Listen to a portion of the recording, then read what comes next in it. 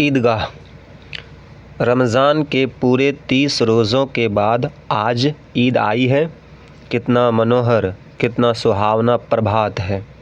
वृक्षों पर कुछ अजीब हरियाली है, खेतों में कुछ अजीब रौनक है, आसमान पर कुछ अजीब लालिमा है।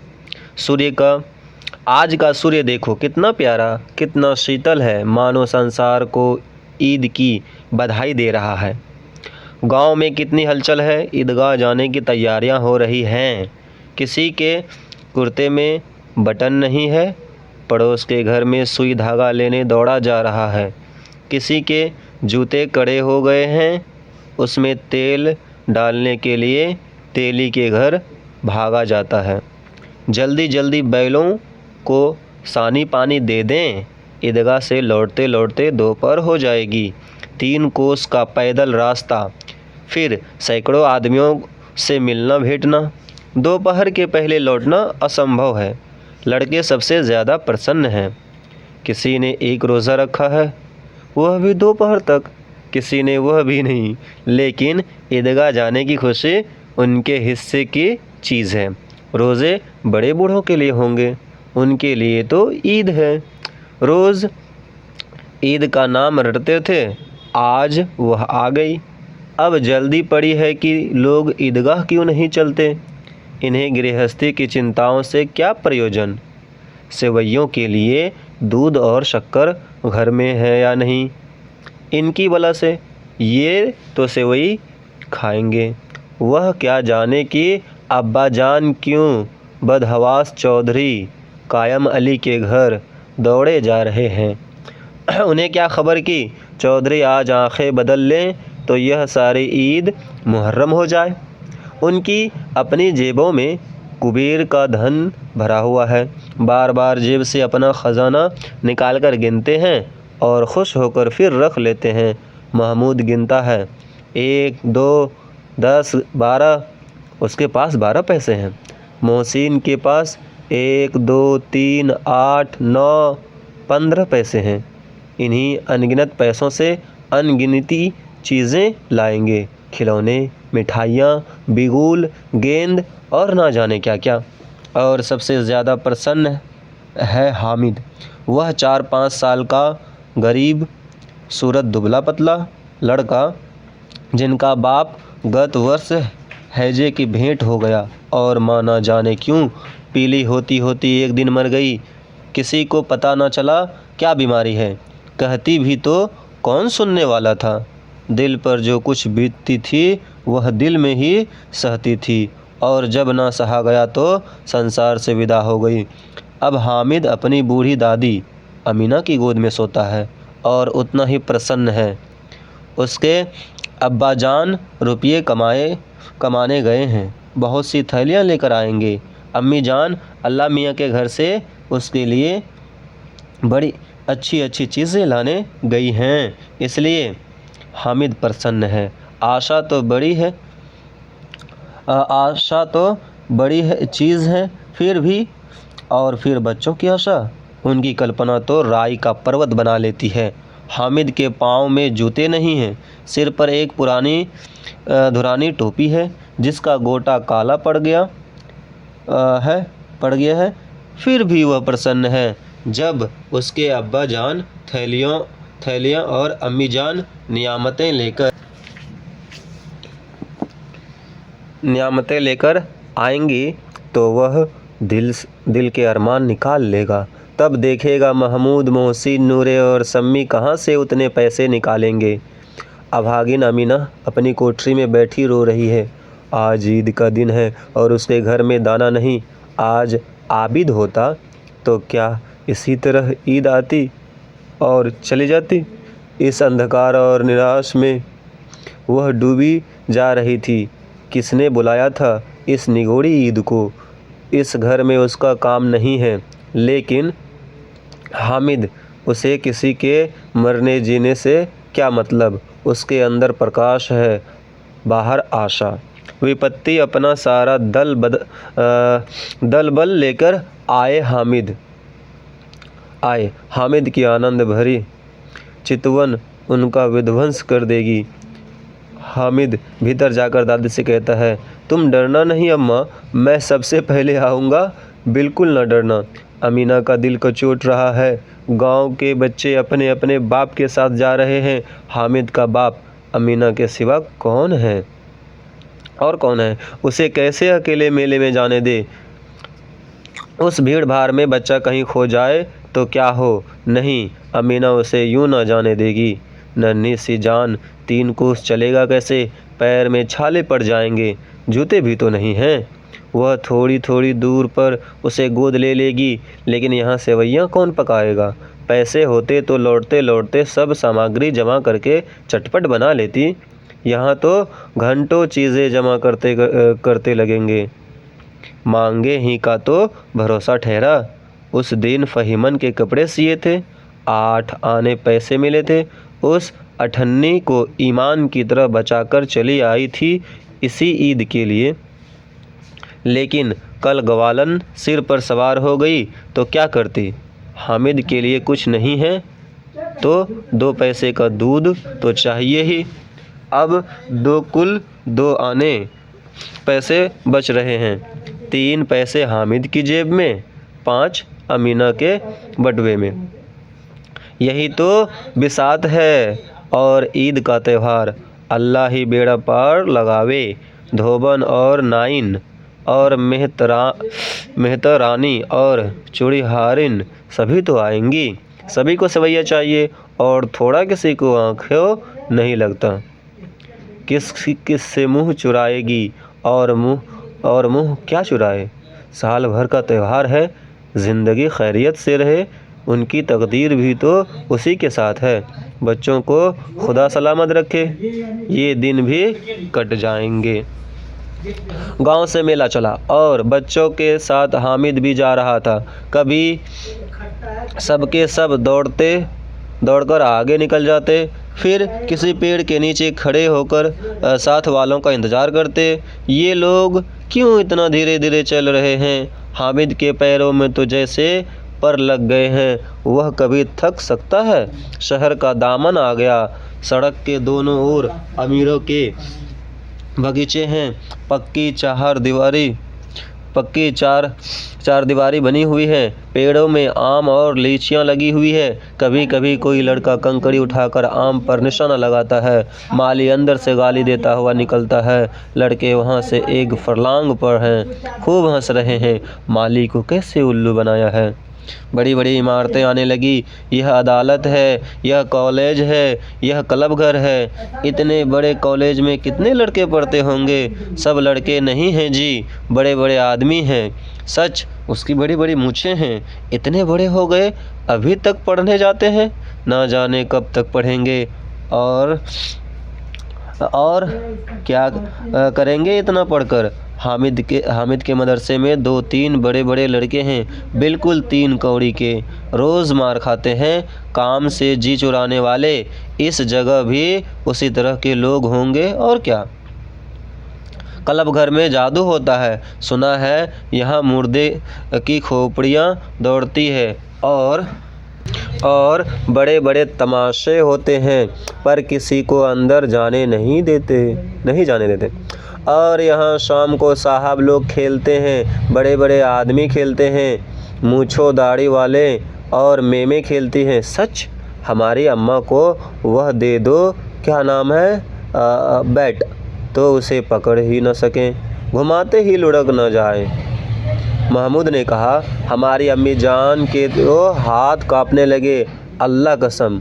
मोहसिन बोला, अम्मी मानो आटा पीस डालती है, जरा सा बैट पकड़ लेंगी तो हाथ कांपने लगेंगे। सैकड़ों घड़े पानी रोज़ निकालती है, 5 घड़े तो मेरी भैंस पी जाती है। किसी मेम को 1 घड़ा पानी भरने पड़े तो आँखों तले अंधेरा आ जाए। महमूद, लेकिन दौड़ती तो नहीं, उछल कूद तो नहीं सकती? मोहसिन, हाँ, उछल कूद नहीं सकती, लेकिन उस दिन मेरी गाय खुल गई थी और चौधरी के खेत में जा पड़ी थी, तो अम्मा इतनी तेज़ दौड़ी कि मैं उन्हें ना पा सका। सच। आगे चले। हलवाइयों की दुकानें शुरू हुई। आज खूब सजी हुई थी। इतनी मिठाइयाँ कौन खाता है? देखो ना, एक एक दुकान पर मनो होंगी। सुना है रात को जिन्नात आकर ख़रीद ले जाते हैं। अब्बा कहते थे कि आधी रात को एक आदमी हर दुकान पर जाता है और जितना माल बचा होता है वह तुलवा लेता है और सचमुच के रुपये देता है, बिल्कुल ऐसे ही रुपये। हामिद को यकीन न आया। ऐसे रुपये जिन्नात को कहाँ से मिल जाएंगे? मोहसिन ने कहा, जिन्नात को रुपये की क्या कमी, जिस खजाने में चाहे चले जाएं, लोहे के दरवाजे तक उन्हें नहीं रोक सकते जनाब। आप हैं किस फेर में? हीरे जवाहरात तक उसके पास रहते हैं। जिससे खुश हो गए उसे टोकरों जवाहरात दे दिए। अभी यहीं बैठे हैं, 5 मिनट में कहो कलकत्ता पहुंच जाएं। हामिद ने फिर पूछा, जिन्नात बहुत बड़े बड़े होते होंगे? मोहसिन, एक एक आसमान के बराबर होता है जी। ज़मीन पर खड़ा हो जाए तो उसका सिर आसमान से जा लगे, मगर चाहो तो एक लोटे में घुस जाए। हामिद, लोग उन्हें खुश कैसे करते होंगे? कोई मुझे वह मंत्र बता दो तो एक जिन को खुश कर लूँ। मोहसिन, अब यह तो मैं नहीं जानता, लेकिन चौधरी साहब के काबू में बहुत से जिन्नात हैं। कोई चीज़ चोरी चली जाए, चौधरी साहब उसका पता लगा देंगे और चोर का नाम भी बता देंगे। जुमराती का बछवा उस दिन खो गया था। 30 दिन हैरान हुए, कहीं ना मिला। तब झक मारकर चौधरी के पास गया। चौधरी ने तुरंत बता दिया कि मवेशी खाने में है और वहीं मिला। जिन्नात आकर उन्हें सारे जहान की खबरें दे जाते हैं। अब उसके समझ में आ गया कि चौधरी के पास क्यों इतना धन है और क्यों उसका इतना सम्मान है। आगे चले, यह पुलिस लाइन है, यहाँ सब कांस्टेबल कवायद करते हैं। रेटन फाइफों रात को बेचारे घूम घूम कर पहरा देते हैं, नहीं चोरियां हो जाए। मोहसिन ने प्रतिवाद किया, यह कांस्टेबल पहरा देते हैं? तभी तुम बहुत जानते हो। अजी हजरत, यही चोरी कराते हैं। शहर के जितने चोर डाकू हैं सब इनसे मिले रहते हैं। रात को ये लोग चोरों से तो कहते हैं चोरी करो, और आप दूसरे मोहल्ले में जाकर जागते रहो पुकारते हैं। जब ही इन लोगों के पास इतने रुपये आते हैं। मेरे मामू एक थाने में कांस्टेबल हैं, 20 रुपया महीना पाते हैं, लेकिन 50 रुपये घर भेजते हैं। अल्लाह कसम, मैंने एक बार पूछा कि मामू आप इतने रुपये कहाँ से पाते हैं? हंसकर कहने लगे, बेटा अल्लाह देता है। फिर आप ही बोले, हम लोग चाहें तो एक दिन में लाखों मार लाएं। हम तो इतना ही लेते हैं जिसमें अपनी बदनामी ना हो और नौकरी ना चली जाए। हामिद ने पूछा, यह लोग चोरी करवाते हैं तो कोई इन्हें पकड़ता नहीं? मोहसिन उसकी नादानी पर दया दिखाकर बोला, अरे पागल, इन्हें कौन पकड़ेगा? पकड़ने वाला तो यह खुद है। हामिद ने पूछा, यह लोग चोरी करवाते हैं तो कोई इन्हें पकड़ता नहीं? मोहसिन उनकी नादानी पर दया दिखाकर बोला, अरे पागल, इन्हें कौन पकड़ेगा? पकड़ने वाले तो यह खुद हैं, लेकिन अल्लाह इन्हें सज़ा भी खूब देता है। हराम का माल हराम में जाता है। थोड़े ही दिन हुए, मामू के घर में आग लग गई, सारी लई पूंजी जल गई, एक बर्तन तक न बचा। कई दिन पेड़ के नीचे सोए, अल्लाह कसम, पेड़ के नीचे। फिर न जाने कहाँ से 100 कर्ज लाए तो ये बर्तन भांडे आए। हामिद, 100 तो 50 से ज़्यादा होते हैं। कहाँ 50, कहाँ 150, एक थैली भर होता है। 100 तो 2 थैलियों में भी ना आवे। अब बस्ती घनी होने लगी थी। ईदगाह जाने वालों की टोलियाँ नज़र आने लगी, एक से एक भड़कीले वस्त्र पहने हुए, कोई इक्के टांगे पर सवार, कोई मोटर पर। सभी इत्र में बसे, सभी के दिलों में उमंग। ग्रामीणों का यह छोटा सा दल अपनी विपन्नता में विपन्नता से बेखबर संतोष और धैर्य में मगन चला जा रहा था। बच्चों के लिए नगर की सभी चीज़ें अनोखी थी। जिस चीज़ की ओर ताकते ताकते ही रह जाते और पीछे से बार बार हॉर्न की आवाज़ होने पर भी न चेतते। हामिद तो मोटर के नीचे आते आते बचा। सहसा ईदगाह नजर आया। ऊपर इमली के घने वृक्ष की छाया, नीचे पक्का फर्श है जिस पर जाजिम बिछा हुआ है और रोजेदारों की पंक्तियाँ एक के पीछे एक न जाने कहाँ तक चली गई हैं, पक्की जगत के नीचे तक, जहाँ जाजिम भी नहीं है। नए आने वाले आकर पीछे की कतार में खड़े हो जाते हैं। आगे जगह नहीं है। यहाँ कोई धन और पद नहीं देखता। इस्लाम की निगाह में सब बराबर है। इन ग्रामीणों ने भी वजू किया और पिछली पंक्ति में खड़े हो गए। कितना सुंदर संचालन है, कितनी सुंदर व्यवस्था। लाखों सिर एक साथ सिजदे में झुक जाते हैं, फिर सब के सब एक साथ खड़े हो जाते हैं, एक साथ झुकते हैं और एक साथ घुटनों के बल बैठ जाते हैं। कई बार यही क्रिया होती है जैसे बिजली की लाखों बत्तियां एक साथ प्रदीप हो और एक साथ बुझ जाए, और यही क्रम चलता रहा। कितना अपूर्व दृश्य था, जिसकी सामूहिक क्रियाएं, विस्तार और अनंतता हृदय को श्रद्धा, गर्व और आत्मानंद से भर देती थीं। मानो भ्रातृत्व का एक सूत्र इन समस्त आत्माओं को एक लड़ी में पिरोए हुए हैं। नमाज ख़त्म हो गई। लोग आपस में गले मिल रहे हैं। तब मिठाई और खिलौने की दुकानों पर धावा होता है। ग्रामीणों का यह दल इस विषय में बालकों से कम उत्साही नहीं है। यह देखो, हिंडोला है, 1 पैसे देकर चढ़ जाओ, कभी आसमान पर जाते हुए मालूम होंगे, कभी ज़मीन पर गिरते हुए। यह चरखी है, लकड़ी के हाथी, घोड़े, ऊँट छड़ों से लटके हुए हैं। एक पैसा देकर बैठ जाओ और 25 चक्करों का मजा लो। महमूद और मोहसिन और नूरे और सम्मी इन घोड़ों और ऊँटों पर बैठते हैं। हामिद दूर खड़ा है। 3 ही पैसे तो उसके पास हैं। अपने कोष का तिहाई जरा सा चक्कर खाने के लिए नहीं दे सकता। सब चरखियों से उतरते हैं। अब खिलौने लेंगे। इधर दुकानों की कतार लगी हुई है। तरह तरह के खिलौने हैं। सिपाही और गुजरिया, राजा और वकील, भिश्ती और धोबीन और साधु। वाह, कितने सुंदर खिलौने हैं। अब बोला ही चाहते हैं। महमूद सिपाही लेता है, खाकी वर्दी और लाल पगड़ी वाला, कंधे पर बंदूक रखे हुए। मालूम होता है अभी कवायद किए चला आ रहा है। मोहसिन को भिश्ती पसंद आया। कमर झुकी है, ऊपर मशक रखे हुए है। मशक का मुंह एक हाथ से पकड़े हुए है।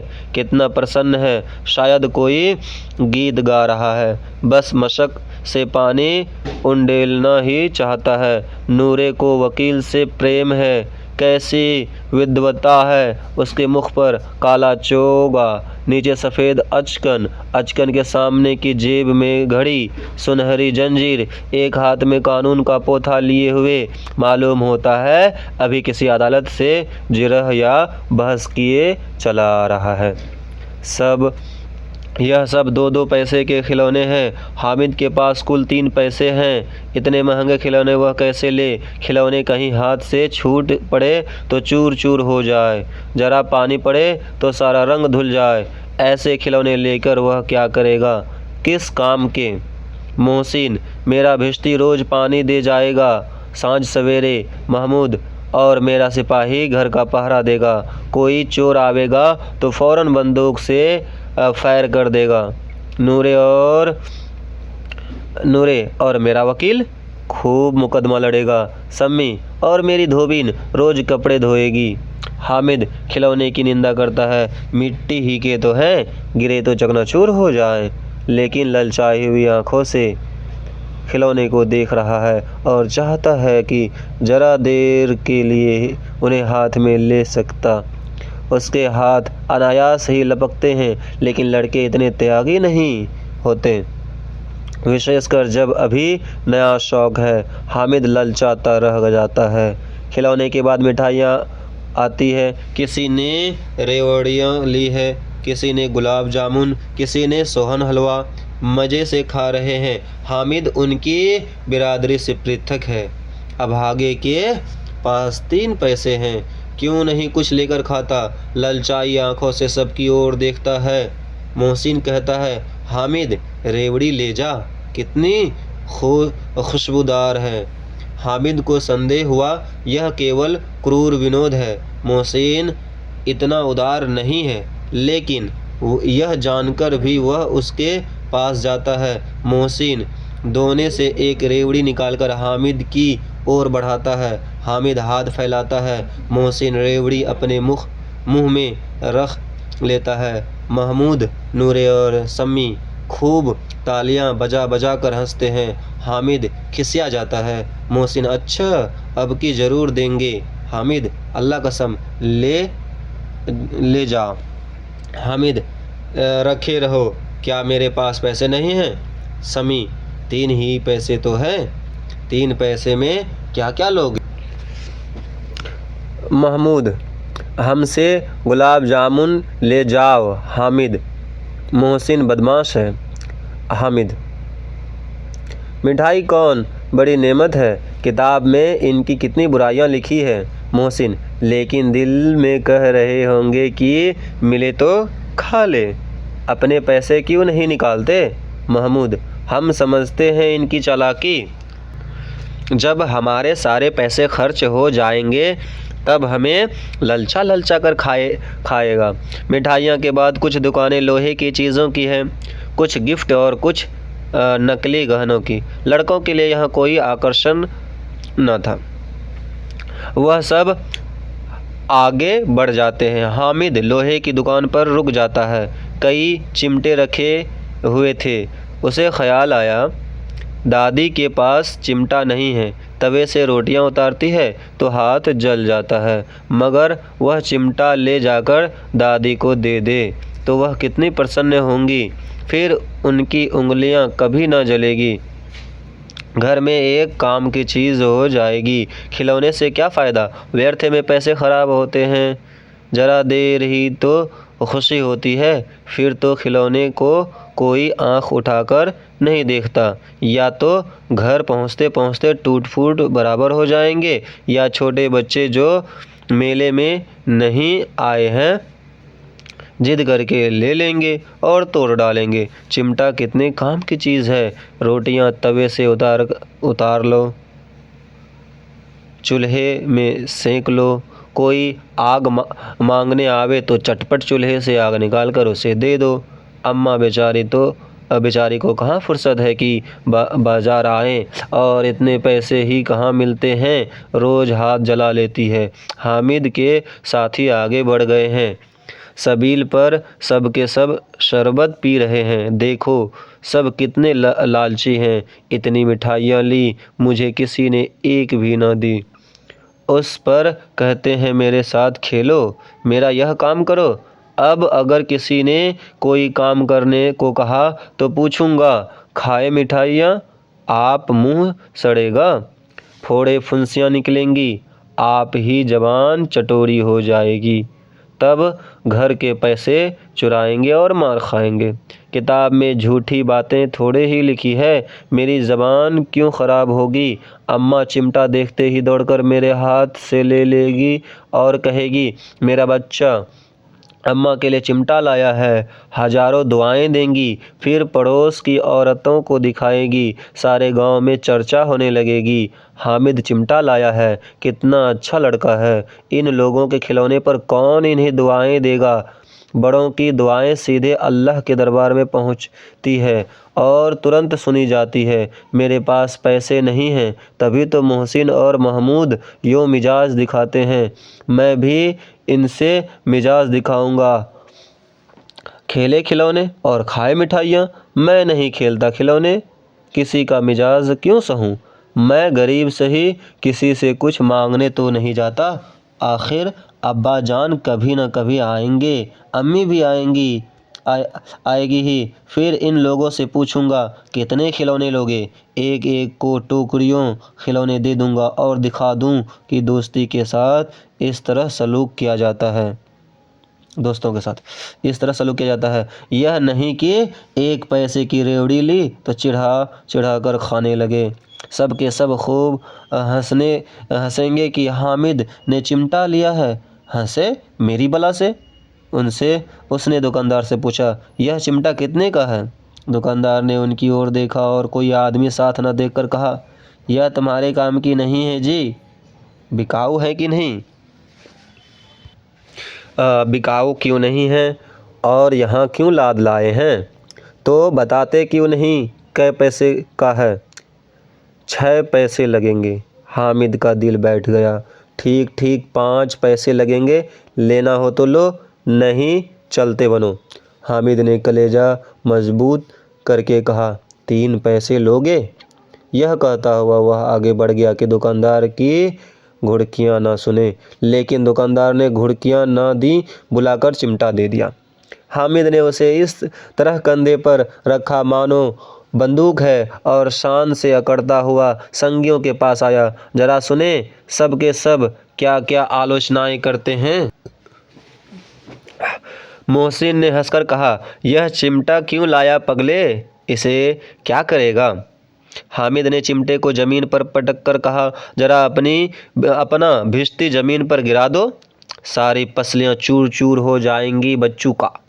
महमूद बोला, तो यह चिमटा कोई खिलौना है। हामिद, खिलौना क्यों नहीं, अभी कंधे पर रखा बंदूक हो गया, हाथ में लिया फकीरों का चिमटा हो गया। चाहूँ तो इससे मंजीरे का काम ले सकता हूँ। एक चिमटा जमा दूँ तो तुम लोगों के खिलौने, सारे खिलौने की जान निकल जाए।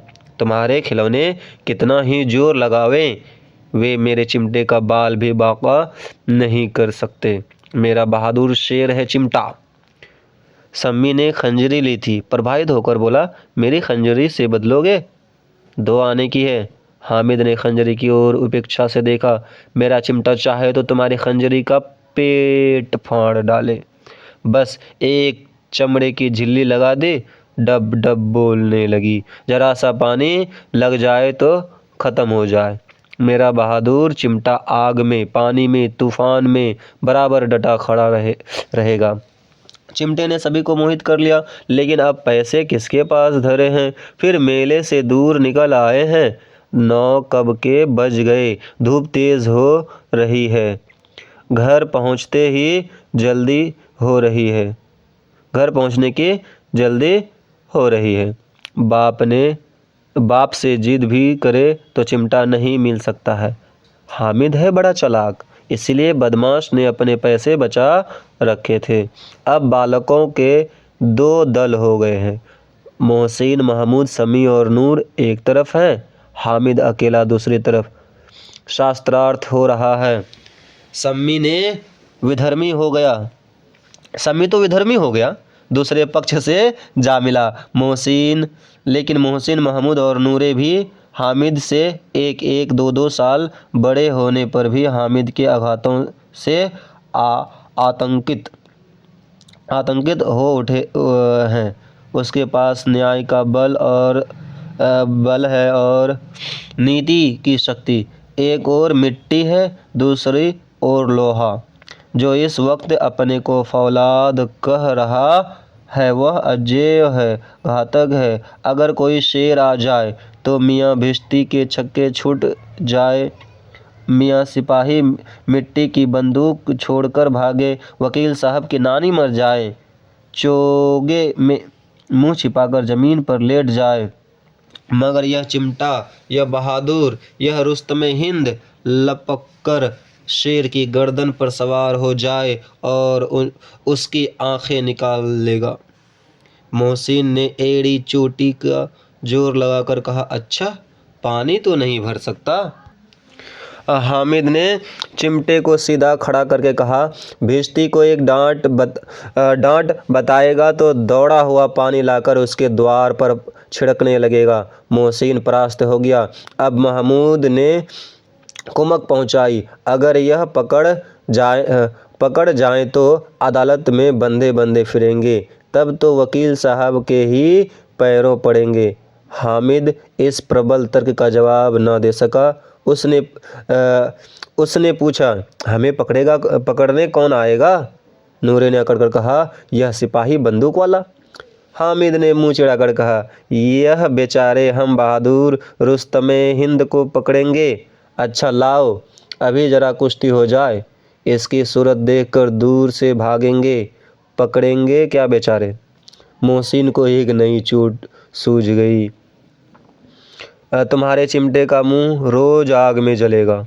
उसने समझा था कि हामिद लाजवाब हो जाएगा, लेकिन यह बात न हुई। हामिद ने तुरंत जवाब दिया, आग में बहादुर ही कूदते हैं जनाब। तुम्हारे यह वकील, सिपाही और भिश्ती लेडीज़ों की तरह घर में घुस जाएंगे। आग में कूदना वह काम है जो रुस्तमे हिंद ही कर सकता है। महमूद ने एक जोर लगाया, वकील साहब कुर्सी मेज पर बैठेंगे, तुम्हारा चिमटा तो बावर्ची खाने में ज़मीन पर पड़ा रहेगा। इस तर्क ने सम्मी और नूरे को भी सजीव कर दिया। कितने ठिकाने की बात कही है पट्टे ने। चिमटा बावर्ची खाने में पड़े रहने के सिवा और क्या कर सकता है। हामिद को कोई पकड़ता हुआ जवाब न सूझा तो उसने धांधली शुरू की, मेरा चिमटा बावर्ची खाने में नहीं रहेगा। वकील साहब कुर्सी पर बैठेंगे तो जाकर उन्हें ज़मीन पर पटक देगा और उनका कानून उसके पेट में डाल देगा। बात कुछ बनी नहीं, खासी गाली गलौज थी, लेकिन कानून को पेट में डालने वाली बात छा गई। ऐसी छा गई कि तीनों सुरमा मुंह ताकते रह गए, मानो कोई धेलचा कनकौवा किसी गंडे वाले कनकौवे को काट गया हो। कानून मुंह से बाहर निकलने वाली चीज़ है, उसके पेट के अंदर डाल दिया जाना बेतुकी सी बात होने पर भी कुछ नयापन रखती है।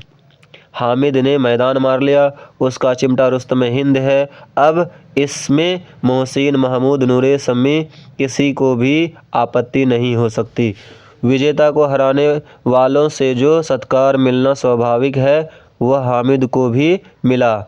औरों के 3-3, 4-4 आने पैसे खर्च किए पर कोई काम की चीज़ ना ले सके। हामिद ने 3 पैसे में रंग जमा लिया। सच ही तो है, खिलौनों का क्या भरोसा, टूट फूट जाएंगे। हामिद का चिमटा बना रहेगा बरसों।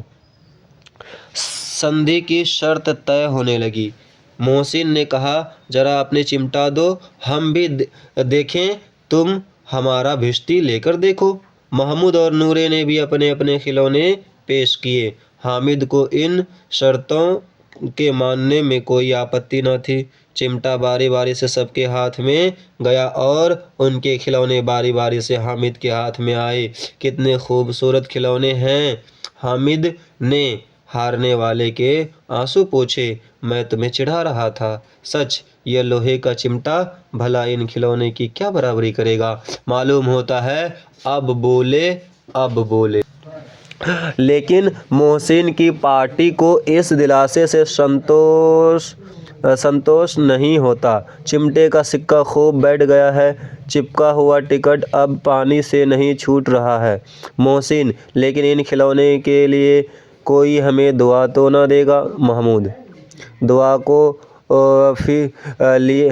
दुआ को लिए फिरते हो, उल्टे मार न पड़े।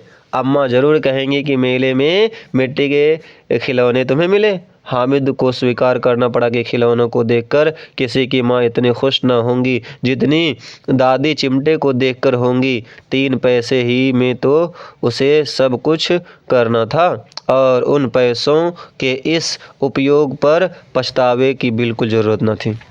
फिर अब तो चिमटा रुस्तम हिंद है और सभी खिलौनों का बादशाह। रास्ते में महमूद को भूख लगी। उसके बाप ने केले खाने को दिए। महमूद ने केवल हामिद को साझी बनाया। उसके अन्य मित्र मुंह ताकते रह गए। यह उस चिमटे का प्रसाद था। 11 बजे सारे गांव में हलचल मच गई। मेले वाले आ गए। मोहसिन की छोटी बहन ने दौड़कर भिश्ती उसके हाथ से छीन लिया और मारे खुशी के जो उछली तो मियाँ भिश्ती नीचे आ रहे और सुरलोक सिधारे। इस पर भाई बहन में मारपीट हुई। दोनों खूब रोए। उनकी अम्मा यह शोर सुनकर बिगड़ी और दोनों को ऊपर से 2-2 चांटे और लगाए। मियाँ नूरे के वकील का अंत उसके